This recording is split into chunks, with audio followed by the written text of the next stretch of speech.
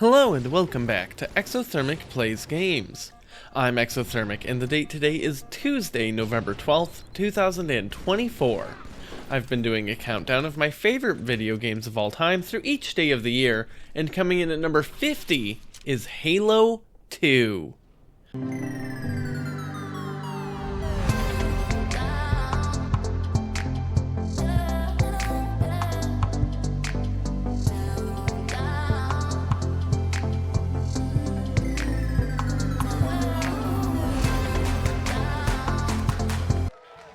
Creating a follow-up to one of the greatest success stories in the history of the industry must have been a monumental task. And the fine folks at Bungie were up for it, because I think Halo 2 is bigger and better than Combat Evolved in basically every single way. From the gunplay, to the visuals, the music, sound design, narrative, multiplayer, and if you got the version I did, even all the way down to the amazing metal case for the disc. Halo 2 stepped up. I do want to reiterate, as I did when I covered Combat Evolved as my 102nd favorite game, that the footage you are seeing is the Master Chief Collection, which does have revamped audio and visuals, though you can toggle them to the original if you want. I mostly did original for Combat Evolved for maximum nostalgia points, but I wanted to check out the updated stuff this time around. But still, they neglected to include the excellent main title screen showcasing the Halo and the incredible music. I'm not going to get on my soapbox about that for a second time, but I have thoughts that you can certainly hear in my Combat Evolved video if you want. Anyways, on to the game. We're starting with the campaign, and just what an incredible improvement this is over the first title. The start to Halo 2's campaign really sets the tone for not only this whole campaign, but the trilogy's finale as well. For their efforts in destroying the Halo in the first game, Master Chief and crew are receiving some of the most prestigious awards the United Nations Space Command has at their disposal, including the introduction of Commander Miranda Keyes, daughter of Commander Jacob Keyes, who had given his life to destroy the Halo in the first game, receiving things on his behalf. This is alternating back and forth with the Covenant side of things, with the elite that led the Covenant's forces being stripped of his rank for the destruction of the Halo and for the human forces getting away. This immediate dichotomy is stellar, not only showcasing Covenant civilization in a new way, at least to the player, but also humanizing this elite, allowing the player to sympathize with them as they are convicted, stripped, and branded in public display as a heretic. This is especially important given some later developments in this story. These ceremonies, at least for Master Chief, are interrupted by Covenant ships attacking Earth directly. This is where you can start to see some of the gunplay improvements they've made to the game. Very critically important is the addition of dual wielding. Some weapons, but not all, can be dual wielded, replacing your melee attack with a second firing trigger. But the especially important thing here is that they don't need to be the same weapon. One of the better things you can dual wield is a Covenant plasma pistol with basically anything else. A fully charged plasma pistol takes down shields, and the anything else that you pick chews through the rest. But that's not the only new tool at your disposal. The new weapons introduced in Halo 2 are some of the highlights of the gameplay in total. Some are totally new to players coming from Combat Evolved, like the battle rifle, which is just an absolute jack of all trades. It's got a good fire rate, good damage, decent scope. I love the battle rifle. Most importantly, however, is the energy sword. You faced against this in the first game, but now elites with swords drop them when they die, and you can use those amazing weapons of death now. You might think bringing a knife to a gunfight is a poor strategy, but you'd be so hilariously wrong. You lunge forward when you attack with this thing, and it one-shots most enemies.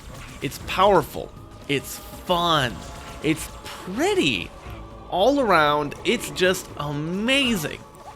There's other weapons too, especially when we get into more of the Covenant side of things, but they're largely just different flavor of other established human weapons to give a little more symmetry to the loadouts, and that symmetry does kind of matter. But before we get to that, we've still got to finish this invasion of Earth. The first item on the docket is to take out the ships that warped in. They're taking out your orbital defenses with bombs, including one on your own ship. The following cutscene is the best cinematic in the entire franchise, and I think top 5 in the history of gaming. And ready for immediate assault. Negative, Commander. Not against a ship that size. Not on your own. Sir, permission to leave the station. For what purpose, Master Chief? To give the Covenant back their bomb. Permission granted.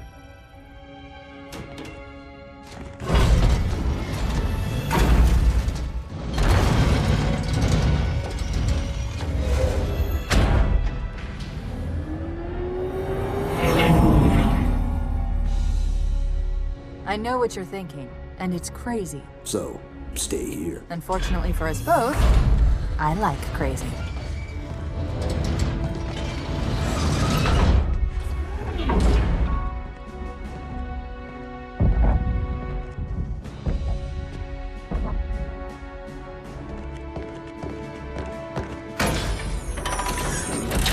Just one question.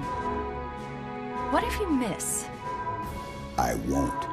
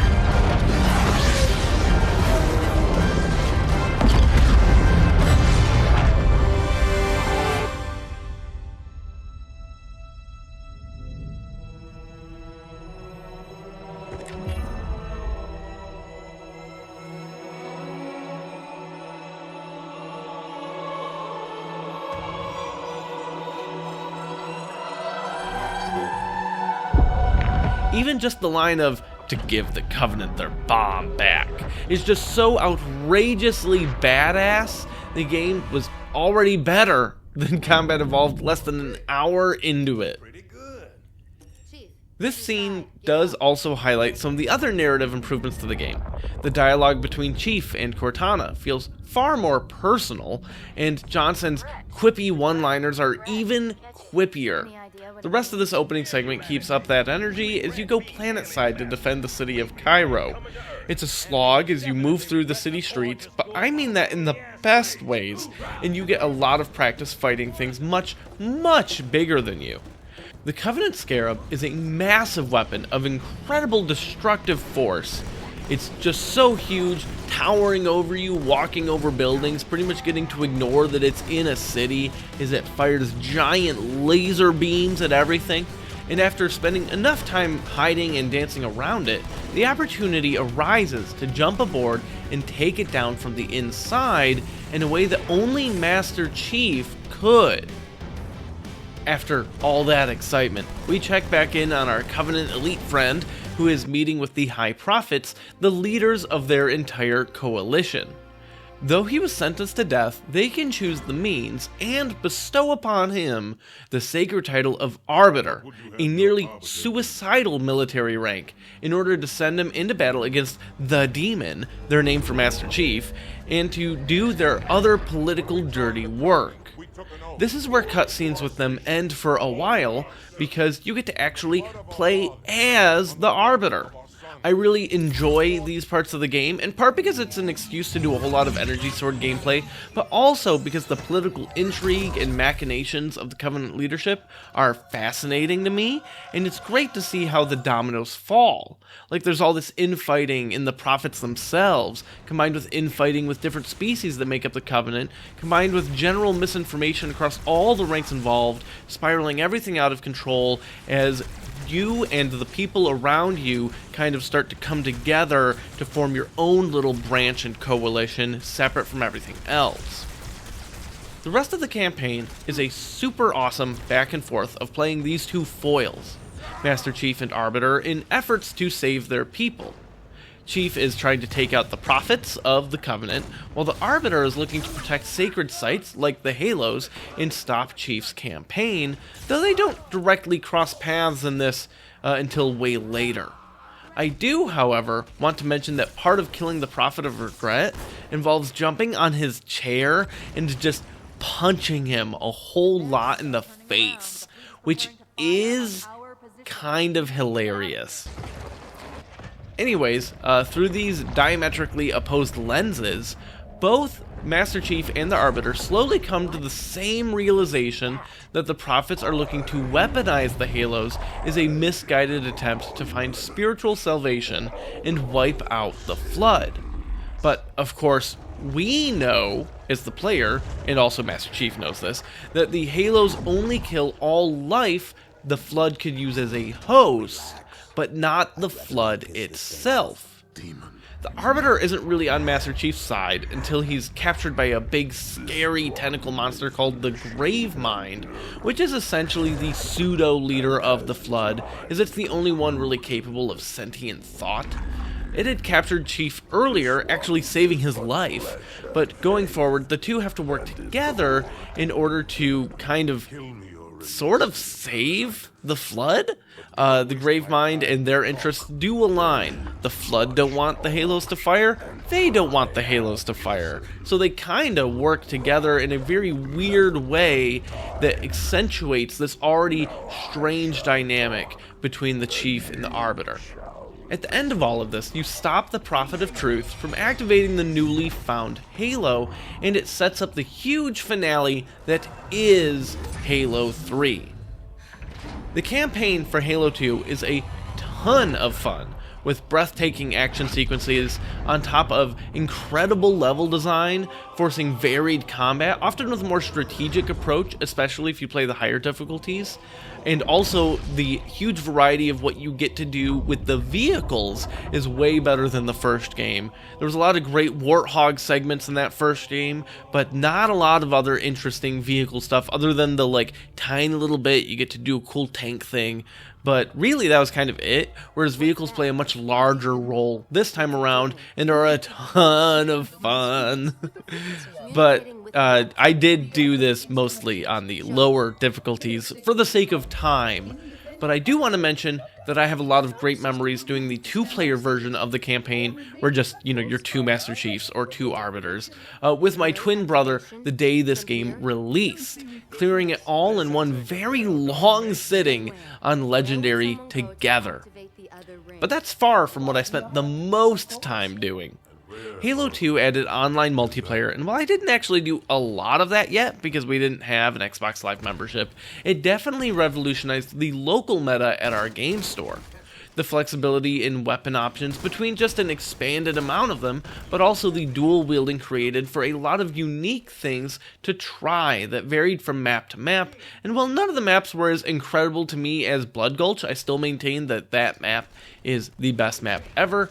They were definitely way better on average, with fewer horrible hallways and more exciting travel throughout them. Now, I have never been good at these games, so big shout out to one of the regulars at the store that definitely was, but still made it fun to play against him even though he always kicked my ass. Bond Scafuri, and yes, that's his real name, and yes, he's very cool. If you watch this, thank you for keeping things fun for me. That one time in a 2v2 tournament when my teammate insisted that I go out as bait to lure you in for him to snipe. Obviously, that plan was awful and did not work, but we got to laugh about it. You can join me tomorrow as I talk about my 49th favorite game, where I mostly just want to mess around in a wretched hive of scum and villainy.